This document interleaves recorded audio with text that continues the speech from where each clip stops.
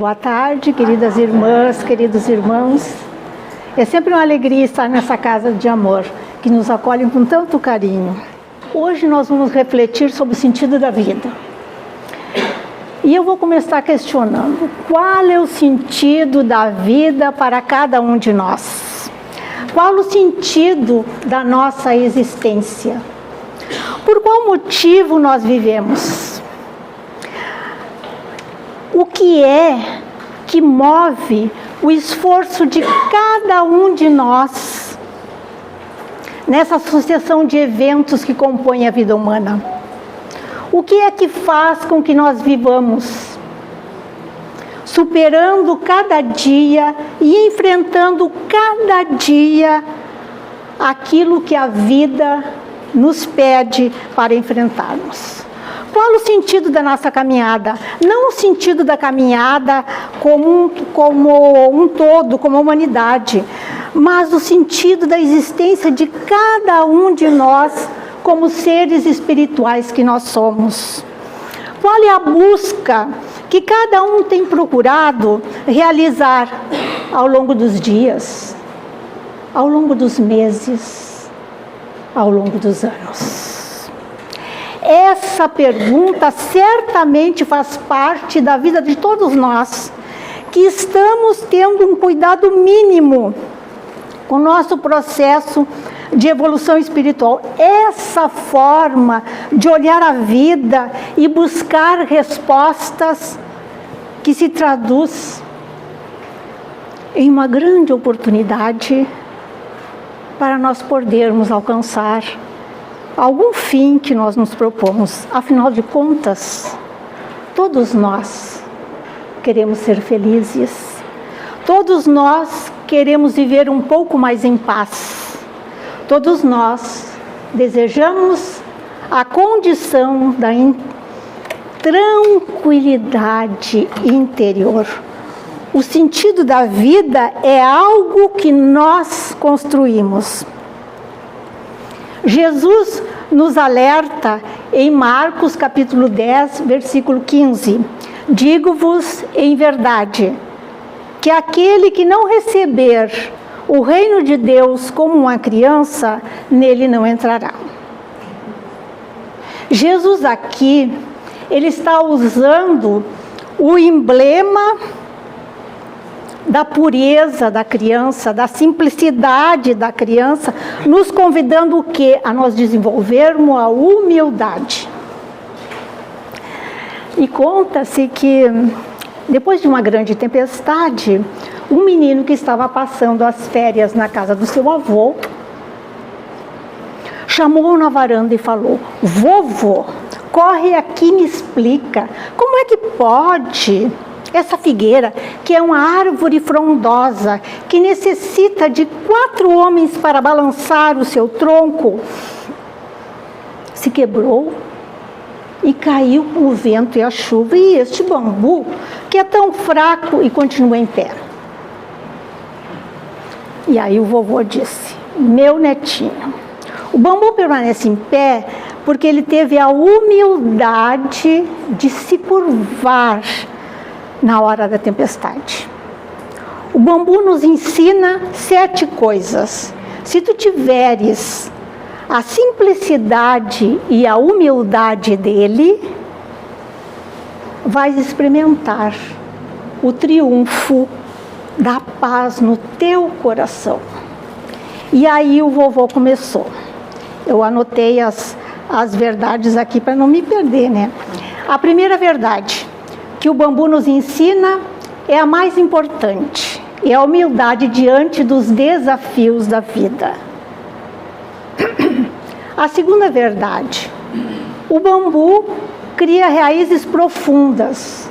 É muito difícil arrancar um bambu, pois o que ele tem para cima, ele também tem para baixo. E é necessário nós aprofundarmos as nossas raízes, sintonizando com Deus. Como que nós vamos nos sintonizar com Deus?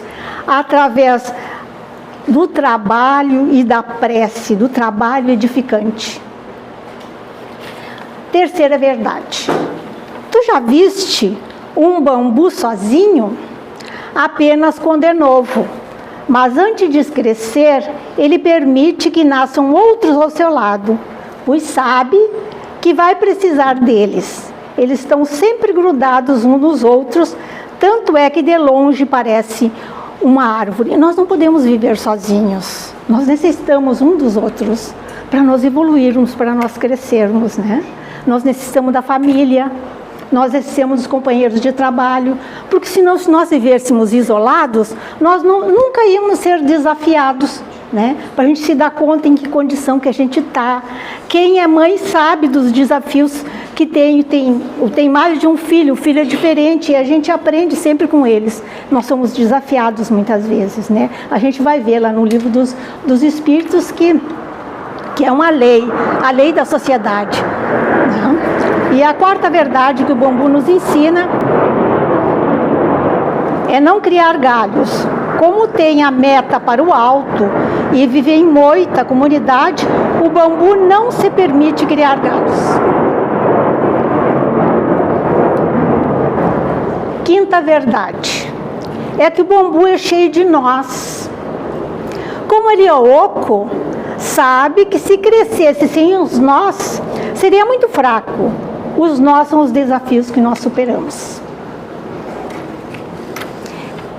Nós podemos perceber. Aqui eu vejo que a maioria já dobrou o cabo da boa esperança.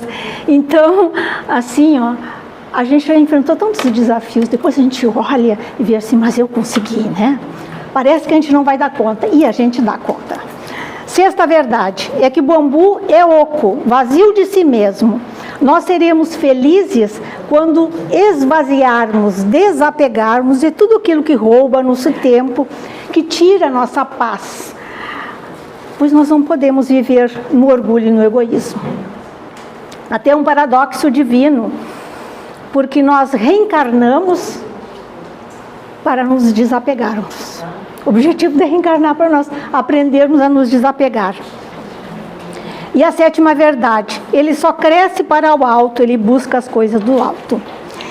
E quantas vezes nós nos confundimos sobre o sentido da vida? Quantas vezes nós nos atrapalhamos por descaminhos vários, pensando que nós podemos viver no orgulho, no egoísmo, fechado em nós mesmos. E a felicidade da vida ela é exemplificada por Jesus. Ele nos ensina que se o presente é de trabalho, o futuro é de luz. O Evangelho, livro magnífico, que nos auxilia a nos curar como seres espirituais que somos. O livro dos Espíritos, que responde todas as nossas dúvidas sobre a vida, sobre a morte, sobre o desencarne. Nós aprendemos com a doutrina espírita, que é tão consoladora e que nós temos a honra de professar, que a lei de Deus, ela é de amor e de progresso. A doutrina espírita tem essa abertura de nos dar a liberdade de pensar, de modificar os pensamentos, de aumentar as nossas reflexões e nos trazer um novo horizonte sobre as nossas vidas e tudo aquilo que enfrentamos. Nós nos tornamos espíritas, por quê? Porque faz sentido para nós. Nós somos seres espirituais que colocamos sentido e significado em tudo que nos rodeia.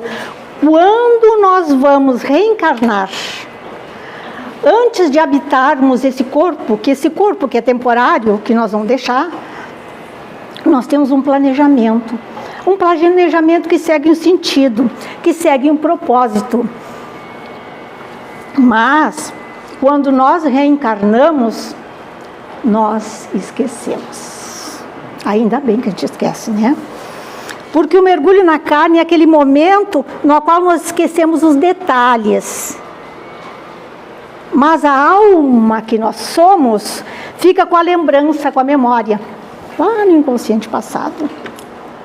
Todas as vezes que nós estamos na direção da qual nos propomos a reencarnar, nós nos sentimos uma satisfação interna. Mesmo que esteja tudo confuso do lado de fora, nós vamos sentir uma sensação de plenitude. É que nesse instante, o que está acontecendo? Nós estamos conseguindo atender o nosso planejamento reencarnatório, ao qual nós nos propomos antes de reencarnar. Porque todos nós temos um propósito reencarnatório. Não é uma determinação, é um planejamento que vai nos guiar durante toda a nossa reencarnação inteira. Mas lembremos que nós possuímos livre-arbítrio e aí nós podemos modificar o sentido. É uma coisa clássica. Vamos supor, a gente está lá na espiritualidade, teve um desafeto aqui, desencarna e está lá na espiritualidade. Eu digo, a lei de Deus é de amor, a gente tem que amar todos. O objetivo de Deus é de nós nos amarmos como irmãos. Nós somos filhos de Deus, filhos do amor. E aí a gente tem um desafeto. Mas aí Deus quer o melhor para nós. Que a gente faça, se ame. E o que acontece? Então nós estamos lá fazendo planejamento, assim, não, aquele espírito ali vai nascer uma menina e eu vou ter um filho, e esse filho vai se namorar por ela e eles vão casar. E aí a sogra persegue a nora. E aí o livre-arbítrio. Ou então o rapaz decide eleger outra menina, né? Então, todos nós, porque todos nós, sem exceção, estamos numa reencarnação que ela é temporária, com o sentido, sempre lembrando, com o sentido de nós evoluirmos.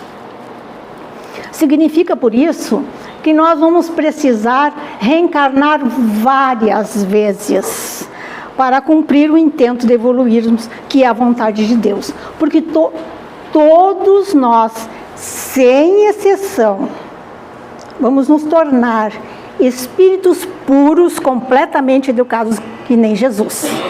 Nós somos irmãos dele. Por isso que ele vai dizer assim, sou o caminho, a verdade, a vida, né? Por isso. E tudo concorre para a nossa evolução. Na questão 132 do Livro dos Espíritos, Kardec questiona os espíritos luminares. Qual é o objetivo da encarnação? A encarnação é a primeira encarnação, né? E aí eles iniciam respondendo assim: Deus lhe impõe a encarnação, ele não diz nada, ele impõe, porque é para o nosso benefício. A gente faz isso com criança, né? Quando criança pequena, né, a gente às vezes tem que impor alguma coisa, porque senão ela vai se machucar, vai se prejudicar. Então, Deus lhe impõe a encarnação com o fim de fazê-los chegar à perfeição. Então, com essa resposta, nós entendemos que a necessidade da reencarnação advém na necessidade da evolução. Levando em conta que Deus ele é soberanamente bom e justo, a única justificativa que nós encontramos para tantas desigualdades físicas, intelectuais, morais, sociais, ou seja, não há outra explicação. Para tantas diferenças de aptidões e desenvolvimento moral e intelectual. Quando nós estamos com a visão encurtada nos acontecimentos cotidianos, no terra a terra, nós ficamos distante de perceber para onde tudo isso leva. Os benfeitores espirituais, eles nos aconselham a nós estendermos o nosso olhar para frente, para o sentido da nossa reencarnação. Mesmo que nós não tenhamos o sentido exato, mas nós podemos nos afinar com o sentido macro, que é a nossa evolução espiritual. E Joana de Ângeles, eu tenho uma mensagenzinha que eu trouxe aqui, atribuída a Joana de Ângeles, através da psicografia do Divaldo Franco. A tua vida. A tua vida possui um alto significado. Descobrir o sentido das existências e para que te encontras aqui, eis a tua tarefa principal. Muitos indivíduos, por ignorância, colocam os objetivos que devem alcançar nas questões materiais e, ao consegui-los, ficam entediados, sofrendo frustrações e tão infelizes quanto aqueles que nada logram. É assim, só coloca a existência só nas coisas materiais. Só nas coisas materiais. Quando eu me formar, quando eu me casar, quando eu tiver uma casa, quando eu tiver uma casa melhor ainda, quando eu tiver um carro, quando eu tiver com um carro melhor ainda, quando eu puder fazer um cruzeiro, quando eu tiver meus filhos se formarem, aí depois os netos e vai, quando vê, já está assim com 71, quase abandonando o corpinho físico e a bagagem. Nós somos seres espirituais em primeiro lugar. Seres espirituais em primeiro lugar. Claro, nós estamos na matéria, é importante, nós vamos fazer os nossos cursos, nós vamos nos aprimorar, sim, mas sempre lembrando que nós somos seres espirituais. Sempre. Vou passar adiante aqui. Aí, o Leon Denis, que foi um ardoroso defensor da doutrina espírita,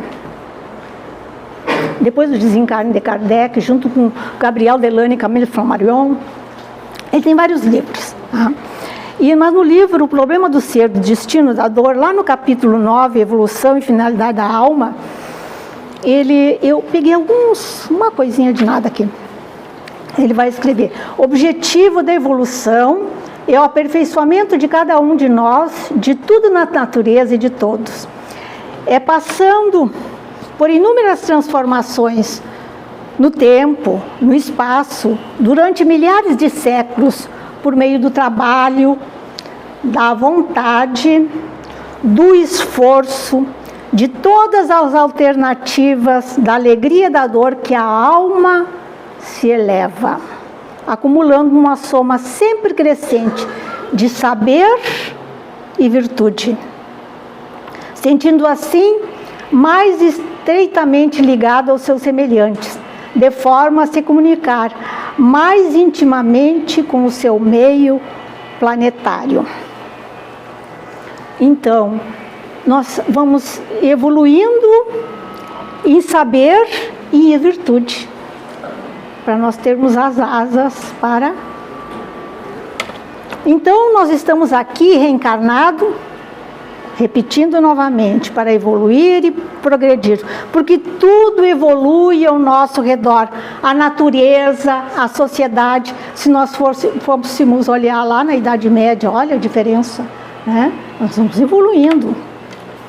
E lá no capítulo 9 do Evangelho segundo o Espiritismo, o Cristo Consolador, Kardec, lá no final do terceiro parágrafo do item 4, ele diz o seguinte: o Espiritismo lhe dá uma fé inabalável no futuro, e a dúvida pungente não tem mais lugar na sua alma, fazendo-o ver as coisas do alto, a importância das vicissitudes terrenas. Com o Espiritismo a gente consegue entender que nem assim que a gente mais ou menos, às vezes nem...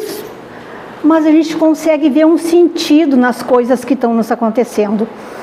Se perde no vasto e esplêndido horizonte que ele abarca, e a perspectiva da felicidade que o espera lhe dá paciência, a resignação e a coragem para ir até o fim do caminho. E aí eu lembro que lá no capítulo 27 do Evangelho segundo o Espiritismo, buscai e achareis,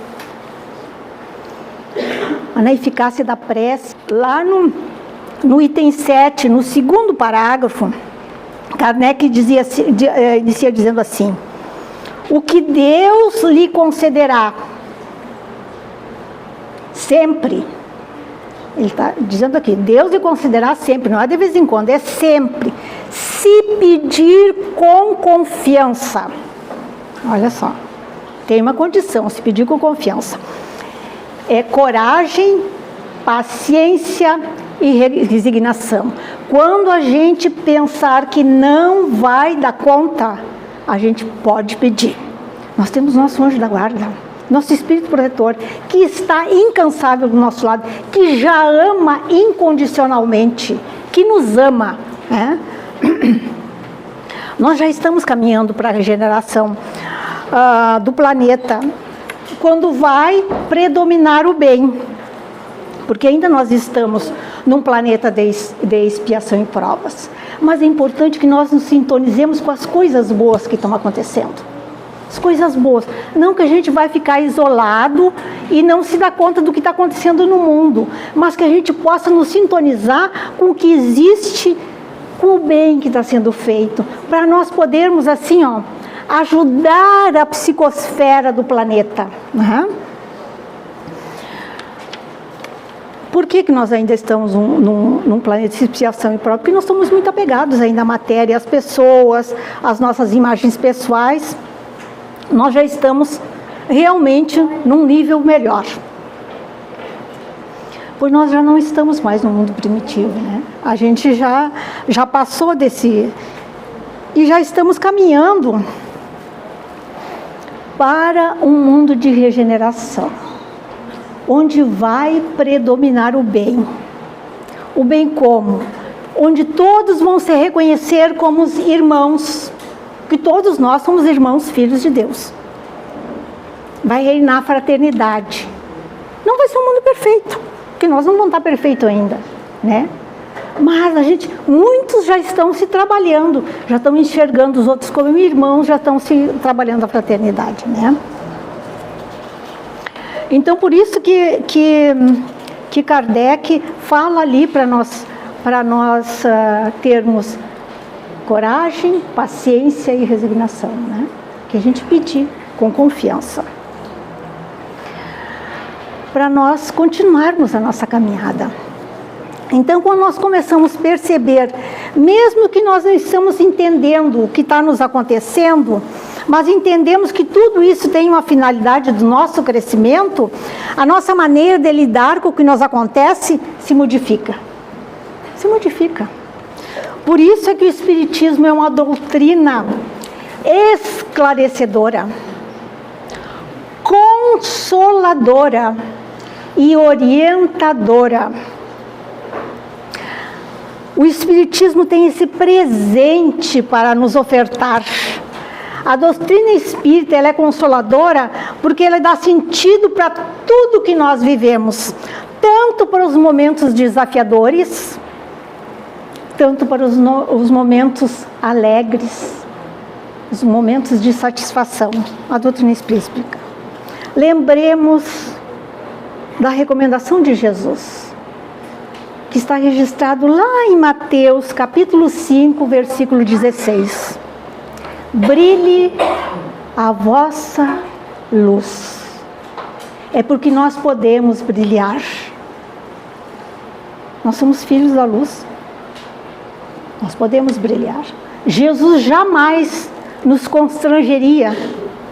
Ele sabia que uns de nós ia ter uma luz vacilante, outros iam ter uma luzinha fraquinha, e outros iam ter uma luz exuberante.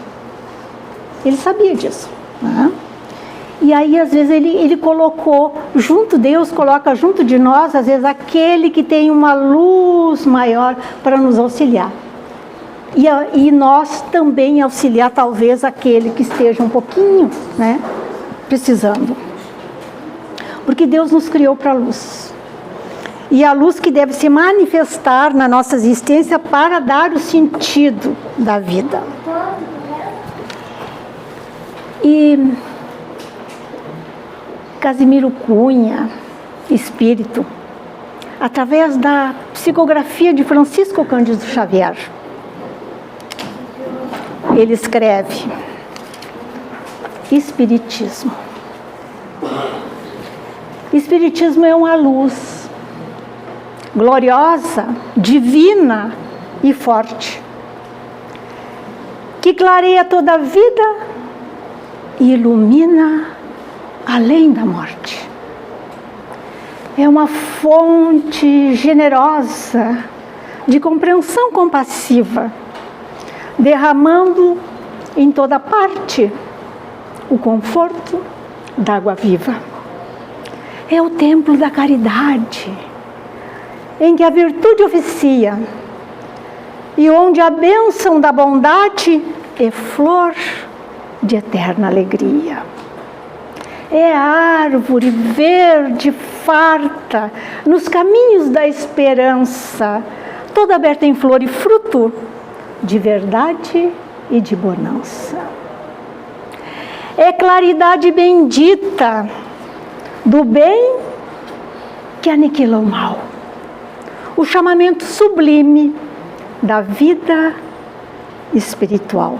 Se buscas o Espiritismo, norteia-te em sua luz. Espiritismo é uma escola e o mestre amado é Jesus. Que assim seja.